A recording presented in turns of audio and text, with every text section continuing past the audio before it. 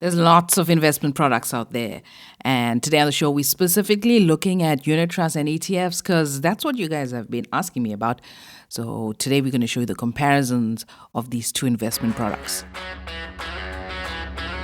Welcome to the Wealth Nation podcast, a podcast for every mother, daughter, grandmother, sister, and wife, and the men who are smart enough to tune in. The Wealth Nation podcast brings you all you need to know about investments, business, property investments, personal finance, and all-around financial wellness. Here is your host, Yolanda Rose. Welcome to the Wealth Nation podcast. I am Yolanda, financial advisor and wealth coach, and it is my goal on this podcast every week to bring you easy, actionable tips, content, and strategies that you can use to manage your money well and to build generational wealth. And one of the ways that I am aiming to do that is with the 5 investments every South African needs masterclass that is happening on the 28th of October. So if you want to get into that masterclass, there's just a few spots left. I'm only hosting one for this year. So go to the website. It's www.financiallyfabulous.com/investor masterclass. Also, don't forget to reach out to us on Facebook. We're on all of the various platforms, LinkedIn, TikTok, Instagram, and Facebook. Our handle is Financially Fabulous Females. The Wealth Nation podcast is sponsored by Audible. Audible is a seller and producer of spoken audio entertainment, information, and educational programming on the internet. Audible sells digital audiobooks, radio and TV programs, and audio versions of magazines and newspapers. For a 30-day free trial of Audible, go to www.financiallyfabulousfemales.com/audible. So as you know, on the show, every week we look at various financial terminology, and we're not going to do that this week. I want to talk a bit about the president's address last week on the economic recovery plan, the recovery plan from lockdown and COVID-19. Now, some bold statements were made, all of which we heard before, from infrastructure development and foreign investment, more jobs, but nothing ever materializes. So if you were watching that address by the president, I'm sure you are as disheartened as I was, because there's nothing tangible in there. There was a lot of what's, but there were no hows, how they were going to get things done. How is 100 billion rand worth of stimulus going to come into the country with a shrinking tax population and foreign investment just drying up at the moment? So South Africa is in for a rude awakening. In preparation for that, I hope that you guys are investing well, reducing your debt, and looking at multiple incomes, because we are in for a rough ride as a country if you're not prepared. If you're listening to the show, this is one of the things that you should be doing to be prepared, is to bulk up on your financial knowledge, know what's out there, and prepare yourselves, because the storm is going to hit, and I want you guys to be prepared. The warning shots have been fired. All right, so at this point, we should all be ducking and getting up our armor. Raising financially savvy children involves teaching them a variety of skills, from budgeting to planning to earning and saving. Besides giving them an understanding of the value of a rand, it prepares them for real-world finances. Financial literacy is a vital skill, and it is never too early to teach your kids about money. Many parents wonder how they can teach their kids about money and where to find age-appropriate resources. You can now purchase the Financial Literacy for Kids workbook, which is aimed at primary school kids. It's now available at www.financiallyfabulousfemales.com. This workbook provides you with 12 lessons, activities, lesson plans, discussion points, and quizzes that you can use to test your kids' knowledge. Shop now at www.financiallyfabulousfemales.com. Like what you hear so far? Make sure you never miss a show by subscribing on Apple Podcasts, Spotify, or Tuned In. Now back to the show. Well, so much investments and so little time. And today on the show, I hope to give you some insight into 2 of my favorite investments. Easy entry points, high liquidity, a nice long-term view. So I hope to give you some insight into unit trusts and ETFs today. And let's talk about the two. Well, if you haven't invested before, let's try and break this down for you. Both these investment instruments, unit trusts and ETFs, they're both collective investments. Collective meaning a bunch of investors, we all pool our money together. So we don't just all rally around. There is a properly managed financial services company, an investment company that allows us to pool investments and use that collective power as to leverage, to basically leverage and purchase assets and sell assets, and that spread, buy low, sell high, that spread gives us a profit. The major difference, I think, to bring understanding about unit trusts and ETFs is, in a unit trust, the asset management company, there's various funds. Now there's various asset management companies in South Africa, like Allan Gray, Coronation, Signia, Discovery has an asset manager, Liberty. Now, all of these big companies, Momentum, they all have their asset management units. So these asset managers create funds.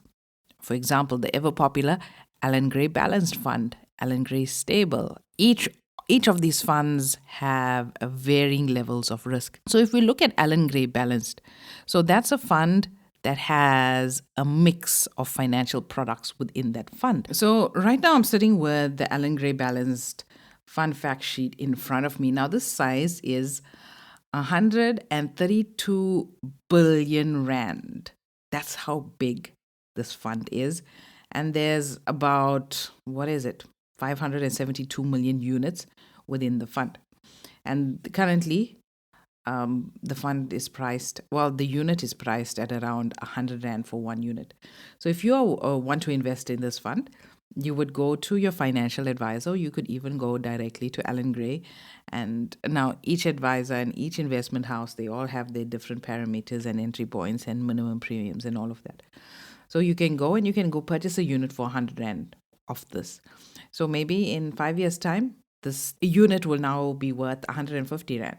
So that difference, you bought it at 100 Rand, you sell it at 150 Rand, that 50 Rand is profit.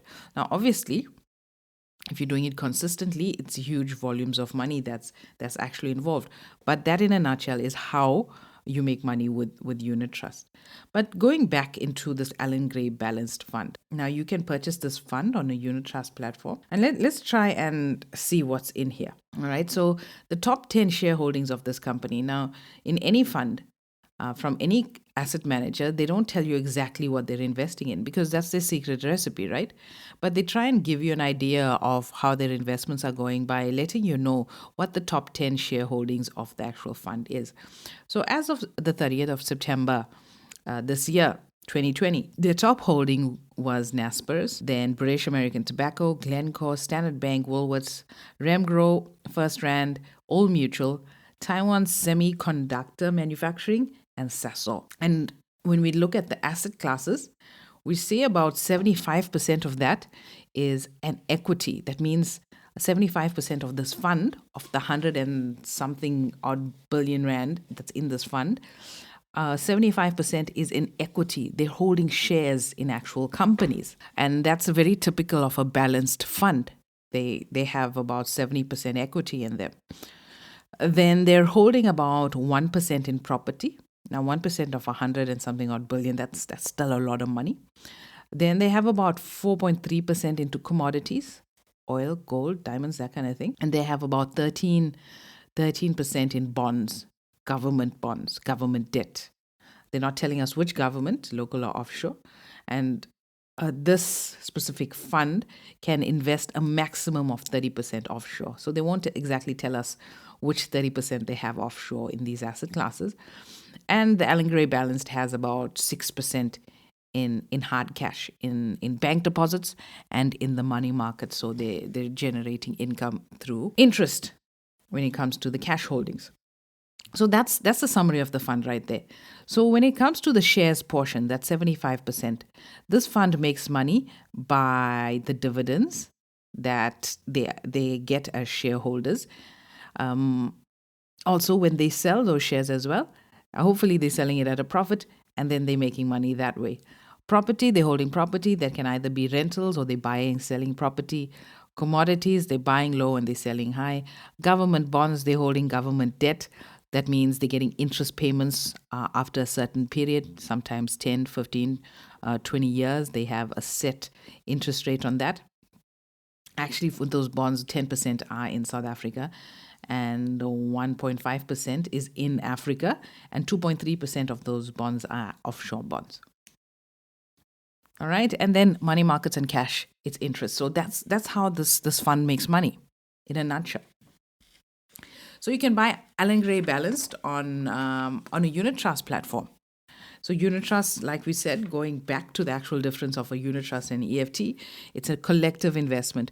Now, the thing about unit trust, we did say it was a mixed portfolio where they're holding cash, equity, shares, government bonds, and offshore, like we discussed in the whole breakdown of Allen Gray Balance. So when it comes to the portfolio mix of ETFs are only holding shares. So if you go to an ETF platform and you look, maybe they'll have a gold bundle. Yeah, so when it comes to my personal ETFs, I have a bunch, but I'm holding a bunch of ETFs, investing in a bunch of ETFs in the tax-free platform. So I don't have all of the tax liabilities. So when it comes to ETF, they're kind of themed, So you'll have like a world government bond ETF. So that ETF is holding shares in government bonds. Then you'll get like an S&P 500 ETF.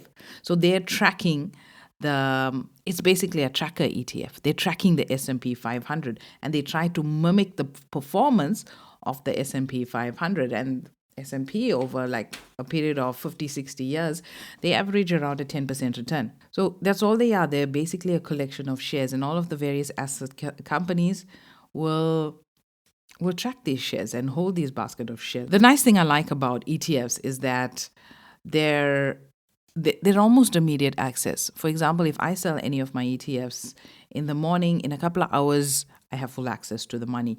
Whereas with unit trusts basically there's a maybe 3 to 4 day waiting time, mainly because of the paperwork that has to be done. Unit trust, you got to buy via an advisor and fill in forms and things like that. Whereas ETFs, you can buy it on electronic platform. You do have the disadvantage of not really having a financial advisor guidance on that, getting your risk analysis done. So when you buy unit trust with a financial advisor, an advisor will help you in that way. Whereas ETFs, yes, an advisor can help you if he has access to ETFs on his Manco or on his investment platform.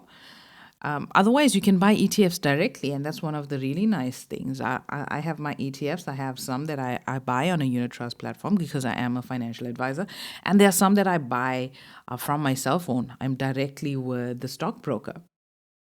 So that's one of the biggest conveniences of ETFs. Another thing to understand about both these products is the tax liabilities. Both are basically the same when it comes to your tax liabilities. Like when you sell, you're liable for capital gains tax. There is the exemption of 40,000 Rand. But after that, capital gains for individuals is at around 40%, I think, the last time I checked. And then you are taxed at your marginal tax rate. There's also dividend withholding tax. That's on both these platforms, ETFs and unit trusts. Dividends withholding is around 20% now. And this is a little bit more convenient because whichever company that you're with, they will deduct that money from you and pay it directly to SARS on your behalf. So it's good because you don't really feel that pinch because they're handling it for you, but you don't really know how much is lost, how much you're actually using it. So you're not feeling it that way. So there is a pros and cons of the dividend withholding tax. Yeah, so that's basically it, the difference between unit trusts and ETFs. It's the ease of access, it's the liquidity, it's the actual investment, those portfolios, what those underlying assets are. With unit trust, it can be a mix. It's a lot more diversified, whereas ETFs is only hitting that equity segment. And unit trust, you can go into cash, bonds, offshore, whereas ETFs, you're basically limited to those trackers or something themes like only government bonds or only one sort of thing. Liquidity is the biggest. This is the biggest thing here as well. ETFs is almost immediate or maximum overnight, whereas with unit trusts, it's a 4 to 5 day. Some cases, if you're lucky, 3 days, and you can get your funds out of that unit trust. So yeah, those are the differences. And remember, don't forget to sign up for our investor masterclass. We're going to be talking about these investments as well in far more detail, where I can show you examples on that masterclass as it will be in video. So you get to see some nice examples, and I'll show you inside my portfolio as well. ETFs is just definitely one of the things that most South Africans need to be having in their portfolios, and we're going to talk about that a lot more on the 28th of October. So that's it for me on this episode of the Wealth Nation podcast. I'll talk to you next week. Thanks for tuning in.